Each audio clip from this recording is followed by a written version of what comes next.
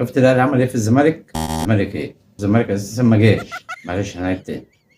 شفت الجمهور اللي راح يشجع بيراميدز عشان يكسب الاهلي؟ ما شفتش؟ تعال اوريك. صباح الخير عليك. لو لسه مش متابعني اعمل لي متابعه ولايك للفيديو، ويا ريت لو عجبك الفيديو تشيره. خليك معايا لاخر الفيديو علشان هوريك القضيه بشكل تاني خالص. ونرجع للموضوع. امبارح الاهلي كان بيلعب بيراميدز ماتش عادي زي اي ماتش الاهلي بيلعبه.